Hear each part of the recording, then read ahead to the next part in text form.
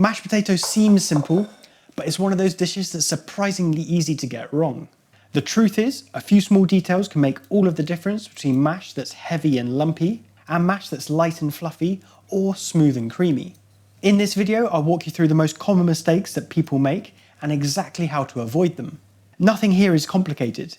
It's just about knowing the little steps that really matter. And to finish, I'll share 3 versatile recipes that you can easily adapt so you can flavour your mash in literally endless ways. So let's get into it. So here I've got 1.5 kilos of a floury variety of potato. This is enough to make around 6 portions of mash. And using a floury variety is one of the key components to get a lump-free, not gluey mashed potato. But I'll talk more about this throughout the recipe. So I've just peeled them and now I've cut them into even sizes so they cook evenly. Now I'm just covering them with cold water and adding a generous amount of salt as well. Then over to my stovetop and I'm placing the pan onto a high heat. And I'm going to leave it alone until it starts boiling. You might be wondering why I'm using such a big pan, and there is a reason behind this. See, if I was to overcrowd this pan with 1, 2, 3, 4 layers of potatoes, the bottom layer would cook a lot quicker than the top layer, because there's just a lot more heat happening in this bottom section compared to up here. So the bottom layer would overcook, they would break apart, they would absorb and soak up a lot more water. Now this makes them difficult to mash, and this is one of the main things that causes lumpy mash. It can also cause the gluey mash as well, because you have to overwork the mash to try and get the lumps out. These are the 2 biggest things that people really don't like about making mashed potato. So the solution to this is to use a large pan. Here I've got about 1.5 layers of potatoes. So you want to be somewhere between a full layer on the bottom and 2 layers essentially. So this part of the pan. Everything cooks a lot more evenly and it just makes the whole process a lot simpler. I think home cooks reach for the right size pan because it seems logical, it's less washing up, it just seems like the right thing to do. But using a pan with a larger surface area and only coming up to about halfway, it just makes a much better mashed potato. So I hope this helps. My pan has now come to the boil, so I'm reducing that heat down so the water is just simmering. If I leave the pan on a rolling boil, the potatoes would just break into pieces, and this wouldn't make very good mash. Once again, because the pieces would overcook, absorb too much water, and become sloppy when they're mashed. So a gentle simmer like this helps to keep the pieces of potato whole.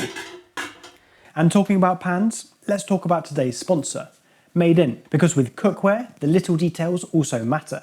Made In designs professional quality cookware for the home cook, crafted in partnership with multi-generational factories and artisans who know exactly what it takes to build tools that last. Each piece is part of a carefully curated collection of materials and shapes designed to give me everything I need in the kitchen. Their stainless clad pans are crafted in Italy and trusted by professional chefs in some of the world's best kitchens. Made In uses premium 5-ply stainless steel, 5 layers that give superior heat retention, even heating and effortless control. What all of this means is, even though I'm using a large based pan on a small domestic burner, I'm getting even heat dispersion from edge to edge in the pan, which means my potatoes cook evenly and I get better mashed potato. Also, the handles are designed to stay perfectly balanced in your hand and cool on the stovetop. It's the kind of quality and durability you can feel every time you pick it up. Check out the stainless steel collection and my other favourite cookware from Made In the link in the description. My potatoes have been cooking for around 12 minutes, so let's see how they're doing. What I'm looking for is for them to be cooked through with no resistance in the middle, but crucially still holding their shape. You see this one on the right here? This one's just starting to split apart. This is as far as I can go before this particular piece of potato just breaks apart and becomes waterlogged, like I spoke about a minute ago. So I'm going to drain them off through a colander, then with my still hot but importantly dry pan, I'm going to place the drained potatoes back in and put the lid on. This is going to carry on gently cooking the potatoes in the residual heat, without any risk of overcooking them because there's no more water to be absorbed. This is a little detail and I like using it because it helps to even out any inconsistencies with how cooked the potatoes are. So I'm just going to leave them sitting in the pan for 5 or 10 minutes whilst we talk about the next step. Now, when it comes to actually mashing your potato, you've got quite a lot of choice on what tool to use. So first up, we've got the humble, simple potato masher. Now these are good, they're strong, they're dependable, they're very easy to clean, which is, I think it's a big thing with potato mashing because potatoes are really starchy and the starch gets absolutely everywhere. I like these. This particular design isn't the best. It's a bit too simple. Whilst it's strong, it's not the most efficient for getting a lump-free mash. You'll have to work the mash quite hard with this, which can end up with a gluey mash if you work it too hard. So I wouldn't recommend this exact design, but we'll talk more about this in a minute. Next up, the potato ricer. Now, these are often marketed as an easy way to get a lump-free mash. I don't think that's necessarily 100% true, because I think if you don't follow all the other steps that we've spoken about so far and that we're going to speak about a bit more in a minute, you can still get lumps. They're just lumps that are smaller than this whole size, basically. These are also very slow to use. You have to pile the potatoes in there. You can get 2, 3, 4 pieces in at a time, and then press this bit down, and you're handling hot, starchy potato. It gets stuck over your fingers. I'm not a big fan of these. I think it's a solution to a problem that doesn't necessarily exist if you follow the right steps when cooking your potatoes. And this is the same sort of thing. It's also a potato ricer. It has the holes in the bottom. You hook this over the side of your pan and you turn it like this. And the process is also slow and tedious. They're hard to clean and they take up a lot of space when storing them. So what I use is a regular old potato masher, just with a really good design on this bottom plate here. You know, this design is strong. It's got 2 handles coming down. It's got a nice grip rubber handle so I can get some good mashing action going on. But this design on the bottom is the main thing I'm looking for. You know, the potato's all gonna push through here and it's gonna get mashed much more efficiently than this. So with all that said and done, let's get on to the actual mashing.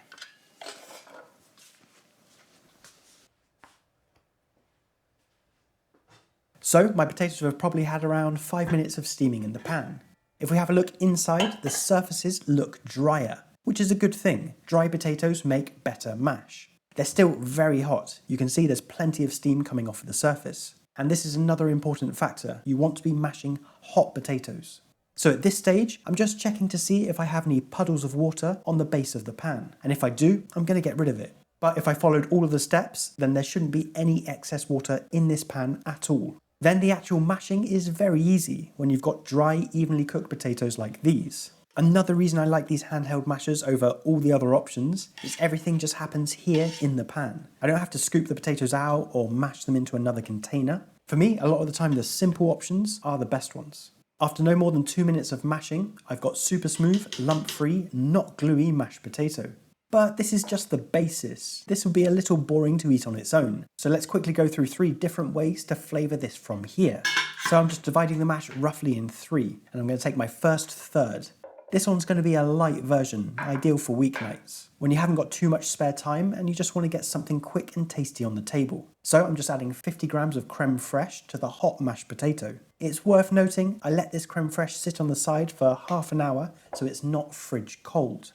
After that's mixed in, I'm adding some chopped chives, a little more salt, and that's a really simple but different way to do mashed potato. Creme fraiche helps to lighten everything up and moves away from the usual butter and cream based mash that we all know. On to the next.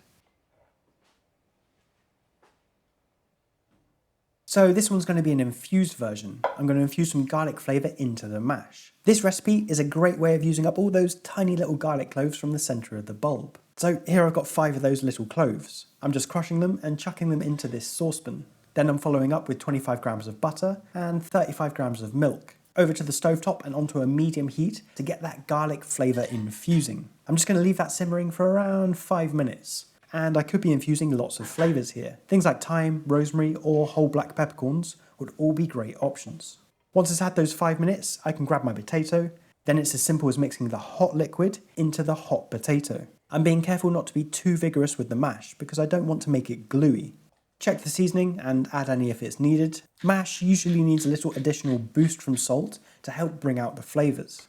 And that's a super simple garlic infused home style mash. It's on the creamy end of the scale and the subtle garlic flavour is a really nice addition.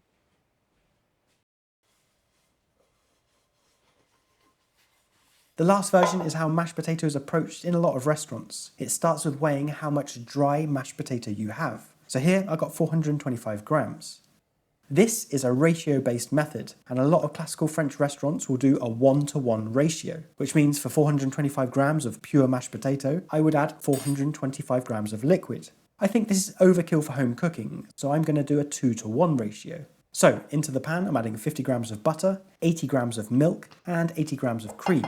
This gives me 210 grams of ingredients to add to my 425 grams of mash. Same as before, I'm just going to heat that pan over a medium heat until it's simmering. There's no additional flavour to infuse into this, I just have to get it hot.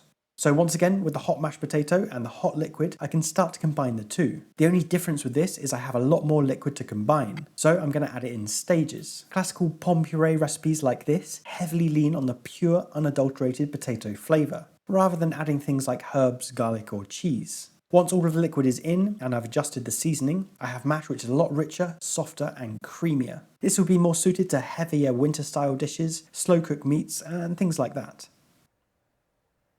And that's 3 different directions you can take your mashed potato in. Once you have a play around, you'll discover the options are quite literally endless. If you enjoyed this video today, then I know you'll like this one as well, so go check it out next.